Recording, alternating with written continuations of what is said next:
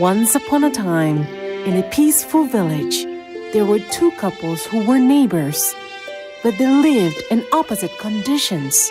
Roger and May live in wealth with a spacious, beautiful house. In contrast, their neighbor, Curtis, and his wife, Alva, lived a humble life in a simple, small wooden house. Although they were poor and didn't have much money, Curtis and Alva were always happy, and their house was always filled with laughter. They were very kind and often helped those in need. That's why people really liked them. Roger and May, who lived in a spacious house and had a lot of money, were very stingy. Therefore, they barely laughed, but usually argued loudly instead. Because they were rich, they always looked down on the poor around them. They often isolated themselves and made fun of everyone, including their kind neighbors. Keep helping people. You won't even have enough to eat. One day, when it was getting dark, an old, exhausted traveler walked towards the two houses. Seeing a big, beautiful house, he went to knock on the door. When May saw a ragged old man, she looked very annoyed. Who are you? What do you want from us? I just passed by your house and it is dark now. Could you please kindly let me sleep here for one night? Looking at the poor, dirty old man with ragged clothes, May looked at him in contempt. At that moment, Roger also walked to the door. Who knocked on our door at this hour? A filthy poor man who wants to stay here for one night. Well, if we let everyone sleep over, I will become a beggar and live on the street. Well, you should go somewhere else to ask. Then Roger slammed the door, leaving the old man standing outside in the cold. The old man was too tired and sad. He had to knock on the door of Curtis' house. Oh, hi, sir. What are you doing around here so late at night? I just passed by your house and it's dark now. Could you please kindly let me sleep here for one night? Oh, if you don't mind my small house, please come in. Alva quickly took the old man into the house. Curtis noticed that the old man was cold, so the couple burned more firewood and served warm rice to the old man.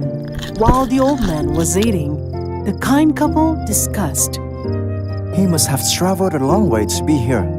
Poor him. We should let him sleep on the bed, and we can sleep on some straw by the fire. Okay, let's do what you suggested. The couple let the old man sleep on the warm bed in the room, and they spread straw to sleep near the fireplace.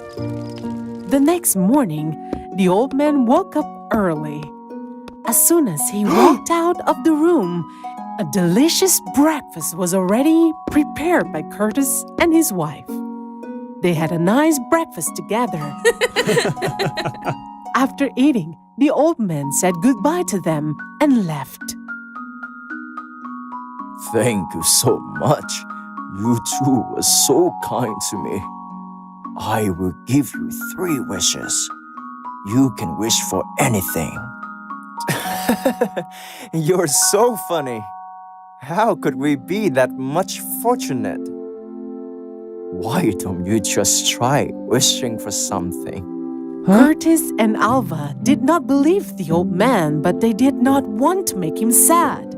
So they immediately thought of 3 wishes. If possible, we wish we could stay healthy for the rest of our life and always have enough food to eat. And I wish we had a new house instead of this one. All right. Your wishes will come true immediately. Suddenly, some magical lights flew around the house. Immediately, the small wooden house turned into a beautiful house that was even bigger than their neighbors. Inside, there was a lot of gold and silver. The poor old man was actually a god. He just wanted to test the couple's kindness and granted them 3 wishes. Roger and May woke up when it was almost noon. As soon as they stepped out of the house, they were shocked to find their neighbors no longer had a small, shabby house. Instead, it was a much better one compared to theirs. They hurried to Curtis and Alva's house to ask them. Alva and her husband told them the full story. Roger and May regretted not letting the men stay with them. May blamed her husband. It was your fault. If you had let the old man sleep over, we would have had 3 wishes. You also complained that he was poor and filthy. Now you're blaming me? That's enough. Now you should ride the horse and chase after him. Talk to him gently. Invite him to our home and ask him for 3 wishes. Hurry up! Roger complained to his wife, but then quickly jumped on the horse to chase after the old man. He did not even put the saddle on the horse's back. Although the road was very bumpy and uncomfortable, Roger tried to go as fast as possible to find the old man. Roger finally saw the old man walking in front of him. He happily rode the horse to the old man. Sir, please give me a minute. My wife forced me to chase you away. After that, I went into the house and scolded her for her attitude. But when I came back out, you had left already. I really regret it. Please come back to my house. You can stay as long as you want. Okay, next time I come, I will sleep at your house. But now I have to go. Sir, will I get 3 wishes like my neighbor? Maybe. Just get on the horse and go home. Your wishes will come true. But I advise you and your wife not to wish, if you don't want any bad luck. When Roger heard the old man would give him 3 wishes, he was so happy that he didn't pay attention to the warning. He happily went back home. Along the way, he just focused on thinking about what he should wish for. What should I wish for to become wealthy? A mountain of gold or a field of gems? On the way, Roger felt very uncomfortable because the horse had no saddle and the road was very bumpy. He fell down several times. Jeez, if only I could get a new saddle, that would be great. As soon as he finished speaking, a new saddle appeared in front of him. So one of the wishes had become true. Roger scratched his head with regret. He complained. Oh my God! A precious wish was gone just for the stupid saddle. How stupid I was! Roger had to carry the saddle home. When he arrived, May rushed out to meet him. How's it going? Did you meet him? Were you able to get 3 wishes from him? Roger was annoyed with his wife's questions, but he still told May everything. Along the way, I wished for a saddle because riding a horse without one was very uncomfortable.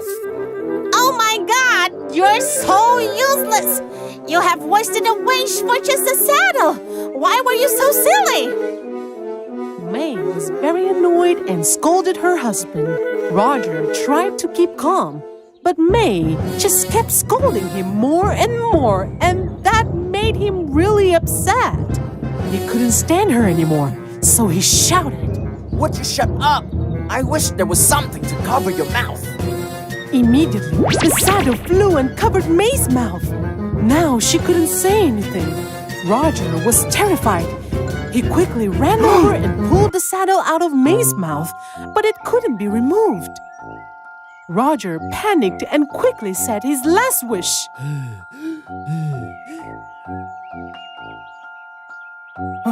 I wish my wife could return to normal. The saddle immediately fell out.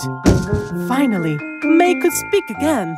But now all of their 3 wishes were gone. Oh my God! I can speak again! Even though May could speak again, they still regretted their silly wishes. Since then, they were always angry. They yelled at each other every day. They gradually ran out of money and eventually became very poor. In contrast, Curtis and Alva, despite being rich, still worked very hard. Soon, they became the wealthiest in their village. The couple always tried their best to help the poor around them.